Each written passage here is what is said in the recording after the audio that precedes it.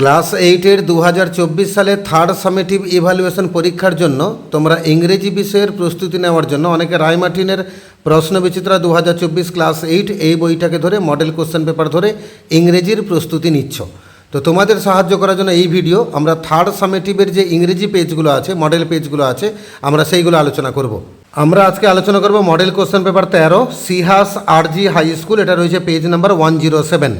একটা seen passage দেওয়া আছে একের দাগে। মাই father Harold Dahl was a Norwegian who came from a small town near Oslo.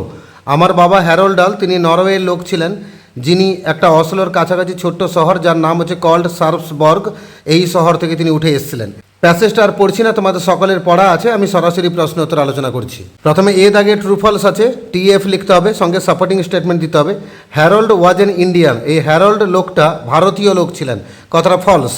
Supporting হবে মাই father Harold Dahl was a নরওয়েন, তিনি নরওয়ের লোক ছিলেন। দুয়ের দাগে Harold's father lost an arm at the age of 14, হ্যারল্ডের বাবা নাকি একটা হাত হারিয়েছিলেন 14 বছর বয়সে, কথাটা ভুল, ফলস। হ্যারল্ডের বাবা হারাননি, অ্যাকচুয়ালি লেখকের বাবা হারিয়েছিলেন, তাই সাপোর্টিং দেব my father had lost an arm when he was 14। আর তিনের দাগে the narrator's grandfather was a rich and successful merchant, লেখকের দাদু ছিলেন একজন ধনী এবং সমৃদ্ধশালী একজন বণিক, অবশ্যই ঠিক, টি লিখলাম, সঙ্গে সাপোর্টিং হবে my grandfather was a fairly prosperous merchant.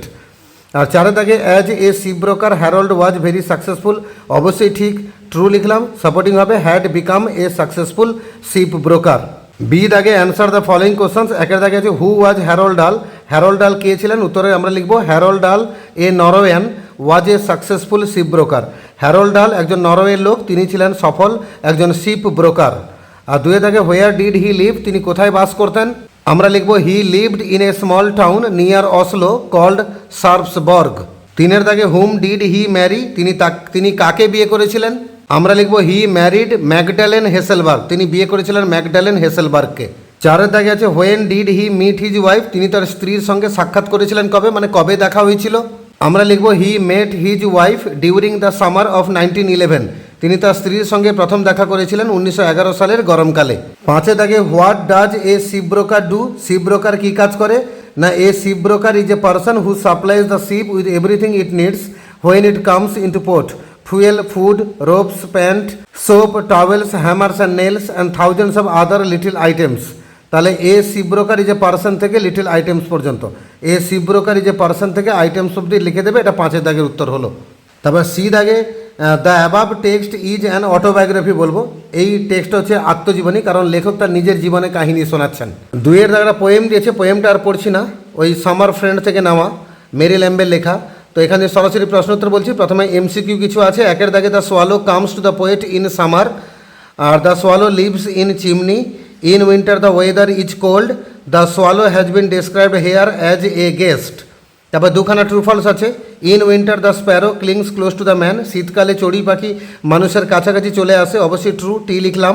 The poet wants a friend like sparrow, আর কবি ওই স্প্যারোর মতো বন্ধু চাইছেন, অবশ্যই ঠিক, টি লিখলাম। একটা আনসিন দিয়েছে, পড়ছি শোনো। The modern world certainly boasts of civilization, actually আধুনিক যে দুনিয়া তারা অবশ্যই সভ্যতার জন্য গর্ব করতে পারে, but we have not been able to do away with war, কিন্তু আমরা এখনও পর্যন্ত যুদ্ধকে বন্ধ করতে সক্ষম হইনি। Rather some people show a tendency to glorify war, বরং কিছু লোক আছে যারা যুদ্ধকে গৌরবান্বিত করার চেষ্টা করেন। দিস ইজ নট রাইট, এটা ঠিক না। ফর ওয়ার ইজ এভিল, কারণ যুদ্ধ হচ্ছে খারাপ। The chief business of war is to destroy human life, আর যুদ্ধের মেন কাজ হচ্ছে মানব জীবনকে ধ্বংস করা। টু বার্ন সিটিজ, নগরকে শহরকে পুড়িয়ে দেওয়া। To turn fruitful fields into desert, ফলময় যে জমিগুলো আছে সেগুলোকে মরুভূমিতে রূপান্তরিত করা। To bring famines and diseases, দুর্ভিক্ষ নিয়ে আসা, রোগ নিয়ে আসা।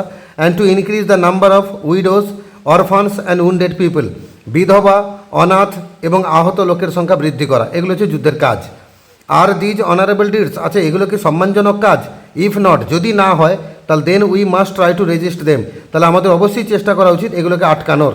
We believe that it is praiseworthy to heal the sick, আমরা বিশ্বাস করি যে অনেক প্রশংসার কাজ হচ্ছে অসুস্থকে সুস্থ করে তোলা। To snatch the dying men from the jaws of death, একটা মুমূর্ষু লোককে মৃত্যুর হাত থেকে বাঁচানো। To improve the condition of the poor, গরিবদের অবস্থার উন্নতি ঘটানো।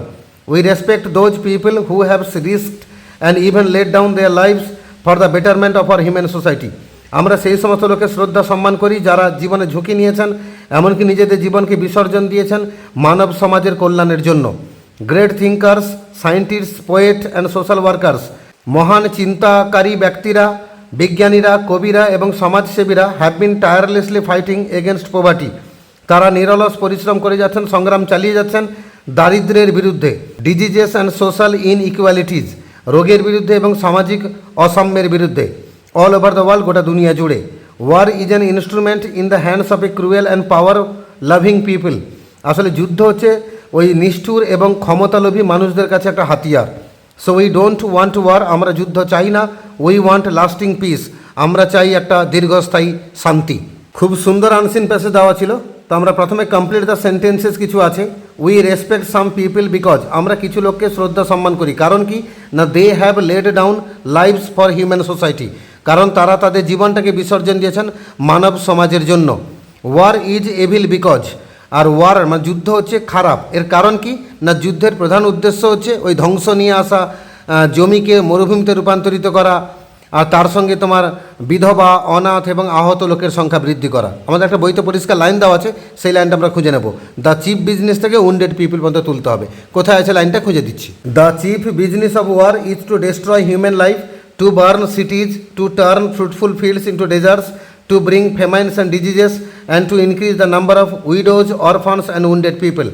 তাহলে the chief business of war এখান থেকে শুরু করে উন্ডেড পিপল অবধি। তাহলে the chief business of war থেকে শুরু করে উন্ডেড পিপল অবধি এটা লিখে দেবে। এটা 2 এর দাগে উত্তর হলো। আর 3 এর দাগে scientist, poets and social workers have been tirelessly থেকে শুরু করে ওভার দ্য ওয়ার্ল্ড অবধি তুলবে। কোথায় আছে খুঁজে দিচ্ছি। তাহলে have been tirelessly fighting against poverty, diseases and social inequalities all over the world. তাহলে হ্যাভ বিন টায়ারলেসলি থেকে শুরু করে ওভার দ্য ওয়ার্ল্ড পর্যন্ত। তাহলে হ্যাভ বিন টায়ারলেসলি থেকে শুরু করে ওভার দ্য ওয়ার্ল্ড অবধি তুলে দেবে। এটা 3 এর দাগের উত্তর। এবার বি দাগে দুখানা কোশ্চেন দেওয়া আছে। একে দেখে what is the purpose of the chief business of war, মানে যুদ্ধের মেন কাজটা কি। একটু আগে যে লাইনটা তুলেছিলে সেই লাইনটা আবার তুলবে। দ্য চিফ বিজনেস থেকে শুরু করে উন্ডেড পিপল পর্যন্ত, মানে যেটা এই সেকেন্ড শূন্যস্থান পূরণের জন্য যে বাক্যটা লিখেছিলে সেই বাক্যটা এখানে 1 এর দাগে উত্তর হবে। দ্য চিফ বিজনেস থেকে শুরু করে উন্ডেড পিপল পর্যন্ত। আর which work is praiseworthy, আর কোন কাজটা হচ্ছে প্রশংসাজনক। আমরা এখান থেকে তুলব it is praiseworthy to heal the sicks, to snatch the dying men from the jaws of death, to improve the condition of the poor. তাহলে ইট ইজ প্রেজ ওয়ার্দি থেকে শুরু করে অফ দ্য পুয়ার পর্যন্ত। তাহলে it is praise worthy থেকে শুরু করে of the poor অবধি এটা লিখে দেবে। এটা বি 2 এর দাগে, এটা বি 2 এর দাগে উত্তর হয়ে যাবে। এবার আমরা সি দাগে যাব। টেক্সট প্যাসেজ থেকে 5খানা সমার্থক শব্দ খুঁজতে হবে। টেক প্রাইড, উত্তর হবে বোস্ট, প্যাসেজে আছে। স্যাক্রিফাইসড, উত্তর হবে লেট ডাউন। ইনজিওর্ড, উত্তর হবে উন্ডেড। মেন, উত্তর হবে চিফ। লডেবল, উত্তর হবে প্রেজ ওয়ার্দি। এই 5খানা শব্দ প্যাসেজে পেয়ে যাবে। এবার আমরা গ্রামার পোর্শনে যাব। প্রথমে ভয়েস চেঞ্জ আছে কটা, 5টা ভয়েস চেঞ্জ আছে। একটা আছে রিতা নোজ মাই নেম, উত্তর হবে my name is known to Rita. By হবে না কিন্তু টু হবে।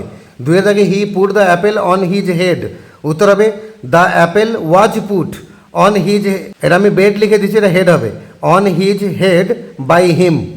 আর 3 এর দাগে চেঞ্জ দ্য ভয়েস, উত্তর হবে let the voice be changed, CHANGED।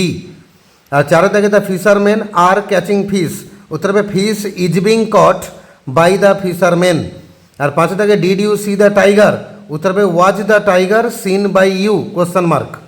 এবার 5 এর দাগে ন্যারেশন চেঞ্জ কিছু আছে, 5খানা রয়েছে। 1 এর দাগে they said we were playing here, narration change করলে হবে they said that they had been playing দেয়ার।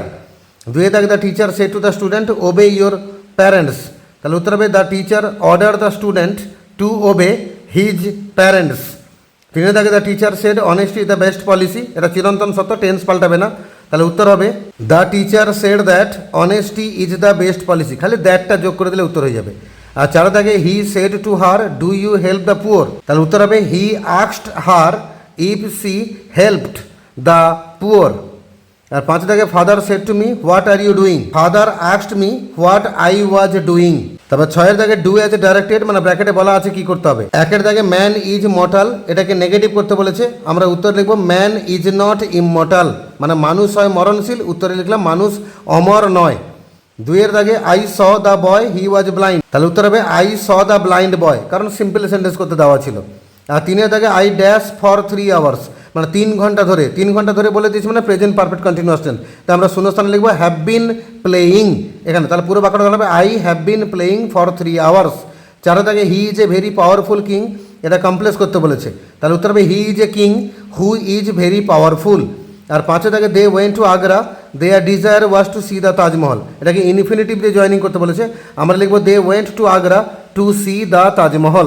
তো এইভাবে মডেল কোশ্চেন পেপার 13তে যে ইংরেজিটা ছিল তার আমরা সিন আনসিন গ্রামার আলোচনা করলাম, একটু ছোট ছোট করে লিখেছি, কষ্ট করে খাতায় তুলে নেবে, নোট ডাউন করে নেবে, পড়তে সুবিধা হবে। এর আগে মডেল কোশ্চেন পেপার 1 থেকে 12 সমস্ত মডেলে আলোচনা ভিডিও আমার চ্যানেলে আপলোড করা আছে, ভিজিট করো, প্লেলিস্টকে ক্লিক করো, ক্লাস 8-এর ভিডিও বার করো, সেগুলো পেয়ে যাবে। আর পরবর্তী মডেলগুলো ভিডিও তাড়াতাড়ি খুব শীঘ্রই আপলোড হয়ে যাবে। আর যারা নতুন আছে চ্যানেলটাকে সাবস্ক্রাইব করে রাখবে।